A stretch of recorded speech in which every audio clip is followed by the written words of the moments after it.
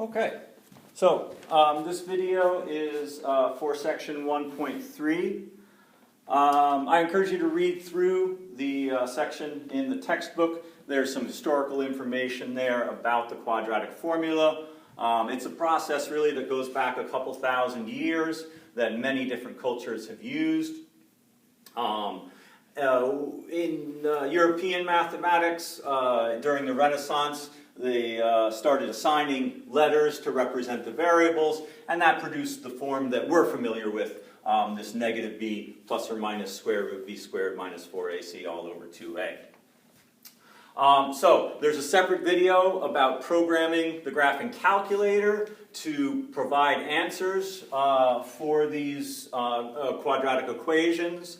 So that's an important step, is to get your calculator programmed so that you can generate answers to these equations quickly. Okay? If you have any trouble with the programming, please let me know. I'll be happy to help you with that. So what I want to do in this video is mostly just go over a few problems and talk about using the quadratic formula. So it's important that your quadratic equation is in standard form. Ax squared plus bx plus c equals 0. If it's not in standard form, then we'll need to move things around and put it into standard form. So let's see here. Let's look at the problems in the textbook. On page 33, problem 2, we start out, let's see here. We've got 5x squared minus 3x equals 4. So this quadratic equation is not in standard form because it's not set equal to 0. So what we want to do is we want to move this 4 over to the other side. This will be 0. Here we'll have 5x squared minus 3x minus 4 equals 0. So there's the equation in standard form. Now, if we take out our calculator and we run this through the quadratic formula, a is 5, b is negative 3. Here, let me write this down. A equals 5, b is negative 3. And again, make sure to use that negative key down here next to the decimal point, and c is negative 4 in this case. So let's see here, negative 4. That gives us solutions of x is approximately equal to about 1.243 or negative 0.643. And I do typically ask for you to round your answers to the to 3 decimal places. Okay, so there's a good example for problem 2. It's important that your quadratic equation be in standard form if you're going to use the quadratic formula.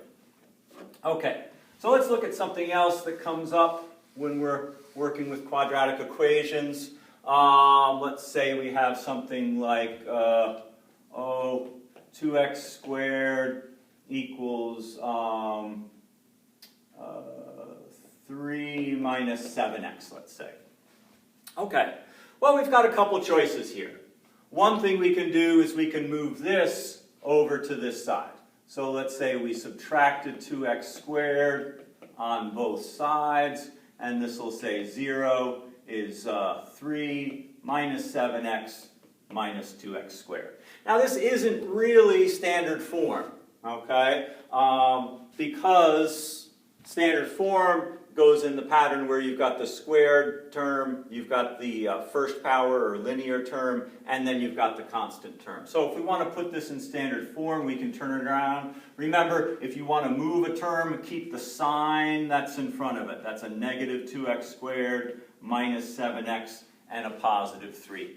So this a would be negative 2, b would be negative 7, and c would be positive 3.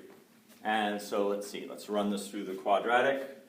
Negative 2, negative 7, positive 3. That gives us solutions of x is approximately negative 3.886 or 0.386. Okay, so there's some solutions for this quadratic equation. Now, let's say you didn't want to do it this way. What if you wanted to move everything over to the left-hand side? Okay, well, let's back up and see how that works. So we've got our 2x squared over here. So if we want to move everything over to this side, let's see, I'll add 7x on both sides. And then I'll also subtract 3 on both sides. So these both cancel out.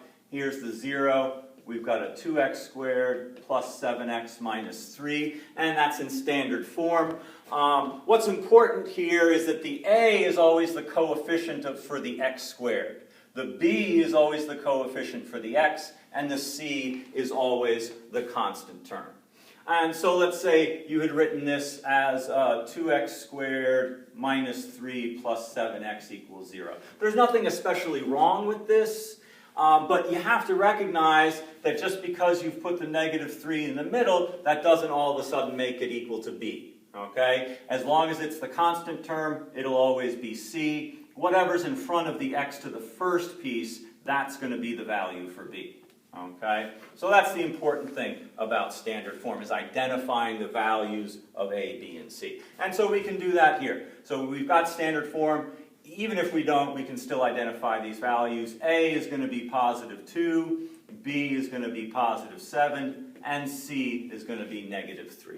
Now notice that these A, B's, and C's have opposite signs from what we did when we first solved the problem. And that doesn't matter. If we take this and we run it through the quadratic formula again, A equals positive 2, B is positive 7, C is negative 3. We get exactly the same solutions right here. Something that's interesting about this, and we'll talk about this a little bit more in chapter 2 where we do solution by graphing. If you think of these as parabolas, let's say y equals 2x squared plus 7x minus 3, and then the other equation that we had where the signs were opposite, negative 2x squared minus 7x plus 3. So if you graph these, you'll see that they intersect the x-axis right at these roots right here. So this one, the first one, would look like this. Let's see. You've got a root here and a root over here. Okay, so that's 2x squared plus 7x minus 3. And this one, where the signs are changed, this is going to be an upside down parabola, but it's going to have exactly the same roots. It's going to look like that. Okay? And so this is the negative 2x squared minus 7x plus 3. So what I'm trying to say here is it doesn't matter which side you collect things on, so long as what you're doing is correct, you'll come out with the correct answers, and this is sort of what's, I mean, you can see that these are actually different, but they do have the same roots. It's the same values for x that are going to make them equal to 0. We don't need to worry about this right now in chapter 1. Like I said, we'll talk more about that stuff in chapter 2. Okay, so let's look at a couple more problems from the textbook. Problem 6 is very straightforward. That actually is in standard form as it's written. So let me write that one down here. Problem 6, we've got 3x squared plus x minus square root 2 equals 0. So this is in standard form. All we have to do is identify the values of a. Notice that b here is equal to positive 1. And c is negative square root 2. So when I'm entering this in the calculator, there's nothing wrong with this. You can type in the negative sign, and then the square root symbol, and then the 2, and the calculator doesn't have any problem with that at all. So we'll run the quadratic formula. A is 3, b is 1, c is negative square root 2, and that gives us solutions of 0.540 or negative 0.873. Now, if you want to approximate the square root of 2 and input c as approximately negative 1.414, then that's fine as well. Let's see, let me put that in here. Negative 1.414. And to 3 decimal places, the answers stay the same. If you go past that, they are a little bit different because this has been rounded off. Okay? So I encourage you to use the exact value. If you're not comfortable with that, you can use an approximation, but it's always good to have a good approximation if you're going to use that. Okay, so that's problem 6. Now let's look at some of these other problems that are not in standard form. So 7, 8, 9, and 10, those are all in standard form, and the key there is just identifying the values for A, B, and C. So let's look at problem 12. Problem 12 is not in standard form. We start out with 5x times x minus 1, and then subtract 7 from that, equals 4x times x minus 2. Okay, so the key here is that we want to put this in standard form. So we're going to have to distribute this 5x here and here, not to the 7, and we're going to distribute the 4x here and here. So this will be 5x squared minus 5x minus 7 equals 4x squared minus 8x. And again, you can collect the terms whichever side you're comfortable with. I'm going to move these over to the left-hand side, so I'm going to subtract 4x squared and add 8x. So these cancel out and leave us with 0. Over on this side, we'll have 1x squared plus 3x minus 7. And now this is in standard form. We can use the quadratic formula here. Let's see what we get here. A is 1, B is 3, C is negative 7. And this gives us approximate values for x of 1.541 or negative 4.541. Okay, so that's problem 12. And let's take a look at problem 14.